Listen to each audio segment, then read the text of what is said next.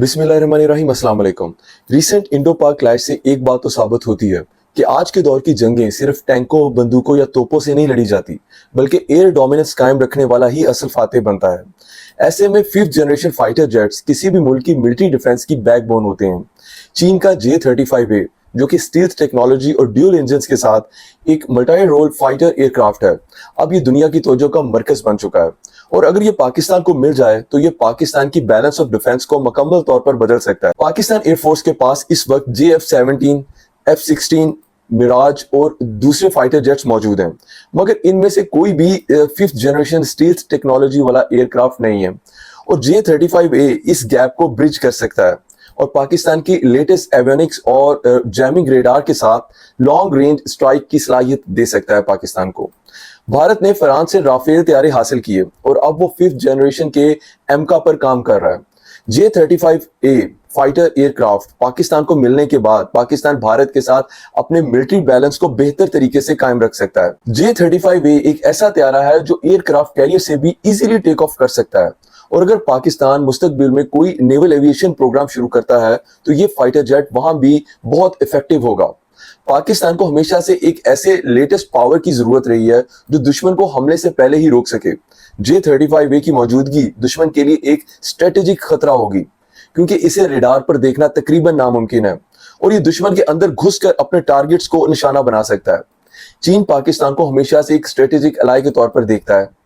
JF-17 को बनाना China और पाकिस्तान का एक जॉइंट कोलैबोरेशन था और इसकी कामयाबी ने इन दोनों ममालिक के बायलैटरल डिफेंस टाइज को बहुत मजबूत किया था। अगर कोई पहला मुल्क है जिसे चीन J-35A की एक्सपोर्ट वर्जन देगा तो अच्छे से जान लें कि वो मुल्क पाकिस्तान ही होगा, क्योंकि जहां अमेरिका भारत को एम्पावर करके रीजन में अपना असर रसूख कायम रखने का कोई भी मौका हाथ से नहीं जाने देता, वहां चाइना भी पाकिस्तान के जरिए दुनिया को अपनी ताकत दिखाता है। इसीलिए आप पाकिस्तान को चाइना का एक मजबूत एलाई कह सकते हैं। JF-317 ब्लॉक की टेक्नोलॉजी और सिस्टम्स में कई फीचर्स वही हैं जो J-35 में मौजूद हैं, जो एक प्री स्टेप हो सकता है। पाकिस्तान एयरफोर्स की स्ट्रॉन्ग डिजायर या एक नीड ऑफ टाइम है कि वो फिफ्थ जनरेशन के जेट्स हासिल करे। और अगर आप पास में जाएं तो टर्की का TFX या चीन के J-31 और अब J-35A इस लिस्ट में शामिल रहे हैं। चाइना के कुछ ऑफिशियल माहिरीन अपना इरादा जाहिर कर चुके हैं कि एक एक्सपोर्ट वर्जन तैयार किया जा सकता है जो एक खास सेंसिटिव टेक्नोलॉजी पर बेस करेगा और वो पाकिस्तान जैसे करीबी दोस्त एलाई या रिलायबल एलाई को दिया जा सकता है। लेकिन सवाल यहाँ ये पैदा होता है कि क्या ये एक फाइटर जेट जो कि 70 to 85 मिलियन डॉलर का पाकिस्तान को कॉस्ट करेगा, पाकिस्तान जो इस वक्त एक कमजोर इकोनॉमिक कंडीशन से गुजर रहा है, वो इस महंगी तरीन फाइटर जेट को कैसे खरीदेगा। हम जानते हैं कि पाकिस्तान चाइना का एक स्ट्रॉन्ग एलाई है और भारत के साथ जंगी माहौल में पाकिस्तान के पास चाइना के बनाए हुए हथियारों पर दुनिया की सुपर पावर्स खास तवज्जो रखती हैं, जिससे इस जंग में चाइना को मौका मिलता है दुनिया को अपनी ताकत दिखाने का पाकिस्तान के थ्रू। इसलिए चाइना हर हाल में चाहेगा कि ये एयरक्राफ्ट पाकिस्तान को दिए जाएं। इसके लिए चाइना और पाकिस्तान के दरमियान बायलैटरल डिफेंस एग्रीमेंट के थ्रू पाकिस्तान की state of the art aircraft हासिल करेगा। जैसे JF-17 के लिए एक जॉइंट प्रोडक्शन एग्रीमेंट हुआ था, वैसा ही एक मॉडल J-35A के लिए भी अपनाया जा सकता है। यानी चाइना इसे तैयार करेगा और पाकिस्तान इसे पार्शियली असेंबल करेगा। चाइना ने माजी में पाकिस्तान को हथियार इंस्टॉलमेंट्स या बॉर्डर ट्रेड के तहत दिए। J-35A इसके लिए भी यही प्रोसीजर अपनाया जा सकता है। J-35A पाकिस्तान के लिए एक गेम चेंजर हो सकता है। ये सिर्फ एक जेट फाइटर नहीं बल्कि एक स्ट्रेटेजिक हथियार होगा। ये पाकिस्तान को एशिया की चंद ऐसी एयर पावर्स में शामिल करेगा जिनके पास स्टील्थ टेक्नोलॉजी है।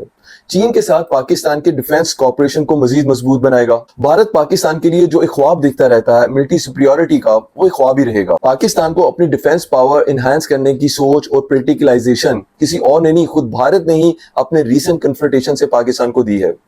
भारत के मई 2025 के पाकिस्तान पर नाजायज हमले ने न सिर्फ पाकिस्तान को इस रीजन में अपनी ताकत को मेंटेन रखने की कोशिश की तरफ धकेला है, बल्कि भारत की जंग की स्ट्रेटेजी ने भी बुरी तरह बैकफायर किया है। नरेंद्र मोदी को अपने अंदर से बहुत प्रेशर है ऑपरेशन सिंदूर को कैरी ऑन रखने का और इसे कोई लॉजिकल कंक्लूजन देने का, लेकिन मोदी साहब جو اپنے رافیل اور S-400 ڈیفنس سسٹم کے فیل ہونے کی وجہ سے کافی ڈس اپوائنٹڈ اور پریشر میں ہیں.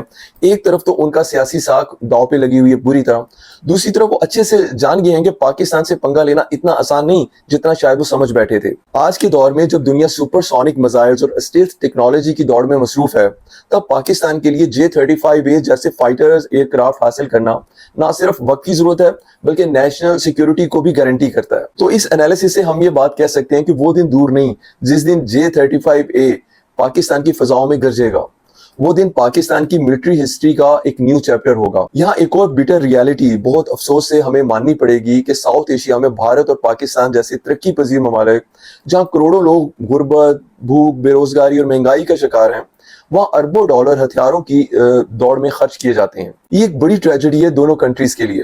افسوس کی بات یہ ہے کہ یہ دور دشمنی کی بنیاد پہ چل رہی ہے، جس کی شروعات ہمیشہ بھارت کی جانب سے ہوتی ہے، چاہے وہ 1965 کی جنگ ہو یا 2019 کا بالا کوٹ واقعہ ہو، جس کے جواب میں پاکستان کو مجبوراً ڈیفینسو سٹیپس لینے پڑتے ہیں تاکہ نیشنل سیکیورٹی کو پروٹیکٹ کیا جا سکے. لیکن اس سب کا نتیجہ کیا نکلتا ہے؟ سرحد کے اس پار بھی غریب روتا ہے اور اس پار بھی.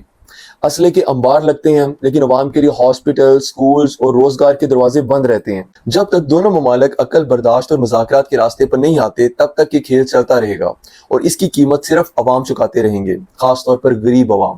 امن ہی اصل جیت ہے، کیونکہ جب آپ ایک نیوکلیئر پاور سے ٹکرائیں گے تو جنگ جیتنے والا بھی آخرکار ہارے گا ہی. آپ لوگوں کی خوشیاں، ان کا مستقبل اور ان کا سکون کچھ باقی نہیں رہے گا. اس دعا کے ساتھ کہ دونوں نیوکلیئر پاورز ہوش کے ناخن لے، انشاءاللہ پھر آپ سے بات ہوگی. تب تک کے لیے فی امان اللہ.